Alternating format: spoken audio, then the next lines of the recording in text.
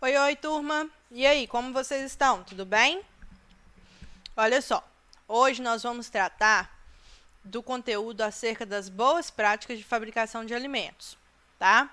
Essas boas práticas de fabricação de alimentos, pessoal, são procedimentos que devem ser adotados tanto no serviço de alimentação quanto na indústria alimentícia para promover segurança alimentar e nutricional dos alimentos que são preparados e produzidos nesses estabelecimentos. Então, o objetivo é garantir a qualidade higiênico-sanitária e que esses alimentos estejam em conformidade com a legislação sanitária vigente. E aí, quando a gente fala de adoção de boas práticas, nós temos objetivos relacionados às empresas e aos clientes. Os objetivos relacionados às empresas estão os aspectos de otimização da utilização das matérias-primas da unidade, evitar o desperdício tanto de alimentos como material de limpeza, materiais diversos, diminuir o custo de produção, padronizar os procedimentos que são realizados nessa unidade e proporcionar rastreabilidade do produto final, tornar isso possível. Já a adoção de boas práticas relativas ao cliente, o objetivo é assegurar a saúde do consumidor final e evitar que esse consumidor ele seja acometido por doenças transmitidas por alimentos contaminados, né, as DTAs. Então, é proporcionar um consumo também de melhor qualidade, de alimentos de melhor qualidade, qualidade nutricional, qualidade em relação ao sabor, à aparência, ok? E quando a gente tem a adoção das boas práticas de fabricação nesses estabelecimentos, a gente tem uma relação de interdependência entre empresas e clientes. Isso porque quando a empresa adota as boas práticas de fabricação, automaticamente ela tem o conceito de qualidade agregada ao seu produto final. Isso satisfaz o cliente, né, o consumidor final, deixa ele mais satisfeito e faz com que ele passe a buscar por alimentos nesse padrão ou um padrão superior. E isso motiva as empresas que ainda não adotaram a adotar ou as que já têm as boas práticas implantadas nas suas dependências a melhorar cada vez mais o seu processo de fabricação de alimentos. Então, independente de onde ela estiver sendo adotada, as boas práticas de fabricação elas vão estar relacionadas ao pessoal, ou seja, aos colaboradores, aos manipuladores de alimentos, às condições das instalações físicas dessas unidades, né, dessas indústrias ou dessas UANs, às condições das operações, como elas são realizadas na unidade, a existência de registros de documentação comprovando que as boas práticas de fabricação foram executadas ali e o controle de pragas urbanas. E aí nós temos as boas práticas de fabricação sendo regulamentadas através de legislações, ou seja, adotar boas práticas em serviços de alimentação e indústria alimentícia não é facultativo, é de situação obrigatória, é uma lei. Existem leis que implementam as boas práticas de fabricação em cada tipo desses estabelecimentos, ok? E aí, como eu disse para vocês, a gente não tem que decorar legislação, até porque todas elas estão disponíveis para a gente na internet, por exemplo. Ok? Eu, inclusive, deixei todas essas legislações disponíveis para vocês no portal, para que vocês salvem, porque o ideal é que o nutricionista tenha uma pastinha lá no seu computador com todas as legislações que ele precisa consultar esporadicamente. Tá bom? Mas a gente precisa de conhecer essas legislações e saber quais são as boas práticas. E isso a gente tem que saber, tá bom? Então, vamos lá. A primeira delas é a Portaria 326, de 97. Essa portaria foi o instrumento legal que tratou da implementação das boas práticas de fabricação em indústrias alimentícias, ou estabelecimentos que atuem produzindo alimentos, ou que fracionem, que armazenem, que transportem alimentos industrializados. Tá? O objetivo dela foi estabelecer os requisitos de higiene de boas práticas de fabricação para os alimentos que são produzidos, que são fabricados, destinados ao consumo humano. Alguns exemplos de locais onde podem ser aplicadas, né, os conceitos de boas práticas contidos na Portaria 326 de 97. Fábricas de massas frescas, fábrica de sorvete, frigoríficos. E aqui, pessoal, por se tratar de indústria alimentícia, nós temos que lembrar que, além dessa legislação de boas práticas de fabricação, as indústrias precisam de observar os regulamentos técnicos específicos para cada produto que elas desenvolvem, ok? Então, uma coisa não anula a outra. Os dois instrumentos legais atuam junto nas indústrias alimentícias.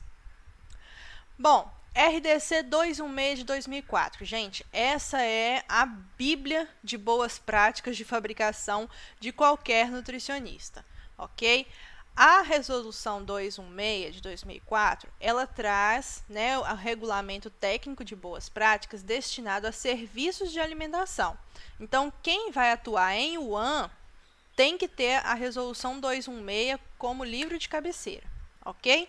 Então, ela estabelece, né, quais os procedimentos, quais as ações de boas práticas que devem ser executadas para garantir as condições higiênico-sanitárias do alimento que está sendo preparado nessas UANs e UPRs. Ela atua, pessoal, regulamentando acerca de estrutura física, equipamentos, utensílios, manipuladores de alimentos, insumos, seja ele alimentício ou não, treinamentos de manipuladores, registro, documentação, são planilhas de controles que a gente tem que ter, tudo isso. Então, ela estabelece os parâmetros que são necessários para o correto funcionamento do serviço de alimentação. É por isso que a RDC 216 de 2004 ela é considerada o principal manual de funcionamento desse tipo de serviço, ok? Então, a aplicação dela é para aqueles estabelecimentos que realizem pelo menos uma dessas etapas que estão aqui, ó, de manipulação, preparação, fracionamento, armazenamento, distribuição, transporte, exposição à venda, entrega de produtos preparados ao consumo. Desde que o estabelecimento realize pelo menos uma dessas etapas relativas a alimentos, a gente tem que ter a regulamentação, tem que ter a adoção das boas práticas que são contidas na 216 de 2004. Aqui eu trago alguns exemplos de aplicação, né? Temos cantinas, buffets, comissarias, confeitarias, cozinhas industriais, UANs hospitalares, delicatessens, lanchonetes, padarias, pastelarias e quaisquer outros estabelecimentos que realizem atividades semelhantes, tá, pessoal? Bom, RDC número 43 de 2015, essa é mais recente, ela foi conhecida como a RDC que regulamentou os serviços de alimentação para eventos em massa, eventos com mais de 1.000 pessoas. Tá? Então, todos os eventos, né, que antes não havia uma regulamentação para shows, para exposição, para Copa do Mundo, Olimpíadas, enfim, hoje, né, existe uma regulamentação específica para eventos que tenham um contingente superior a 1.000 pessoas. E aí o objetivo dela, né, óbvio que foi estabelecer as regras sobre a prestação de serviços de alimentação para esses tipos de evento, porque antes a gente não tinha uma regulamentação, então as pessoas seguiam a 216.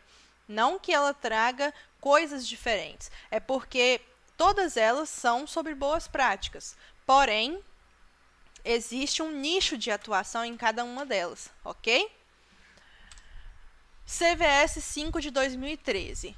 Essa, pessoal, é um regulamento técnico de boas práticas, né, aplicável a estabelecimentos comerciais de alimentos e serviços de alimentação e traz um roteiro de inspeção.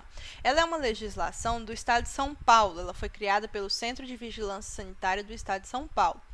Porém, ela é bastante completa, bastante atualizada quanto a esses conceitos de boas práticas. Então, e por ela ter sido formulada pela vigilância sanitária local, mas é um setor, né, uma autoridade sanitária, então a gente pode sim tomar ela como base para a atuação, ok? Mesmo que ela não tenha vigência dentro do nosso estado, a gente pode tomar ela como parâmetro sim, desde que não contradiza a RDC 216. Ok? Então, o objetivo dela foi estabelecer, né, os pontos essenciais sobre boas práticas de fabricação e os procedimentos operacionais padronizados, né, a gente vai ver sobre os POPs mais adiante, que devem ser adotados em estabelecimentos comerciais e serviços de alimentação para promover a segurança alimentar e nutricional daquele alimento que está sendo produzido, fabricado ali. Ela aplica-se, então, a unidades de comércio varejista, né, atacadista, então, alimentos que são industrializados, a forma de expor os produtos hortifrutigranjeiros, carnes, pescados, então, hipermercados, supermercados adotam a CVS 5, né, por exemplo, empresas comerciais como por exemplo lanchonetes, restaurantes, industriais corporativos, todas adotam, ok? E aí nós temos agora a RDC 275 de 2002. Essa RDC, ela é específica, né? Ela traz a implantação de POPs dos procedimentos operacionais padrão para a indústria e serviços de alimentação.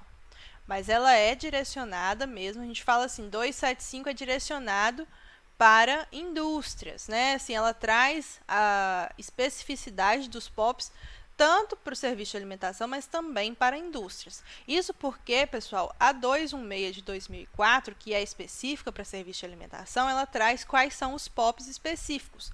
A composição dos POPs é semelhante, ok? Só que a 275 traz mais POPs. Isso porque para as indústrias é necessária a implantação de mais POPs, ok? Então, o objetivo da RDC 275 de 2002 é estabelecer esses POPs, né, de forma que se facilite a interpretação de quais boas práticas devem ser adotadas, ok? Então, essa RDC ela vai se aplicar a estabelecimentos que realizem produção e industrialização de algum alimento, fracionamento, armazenamento e transporte de alimentos industrializados, ok?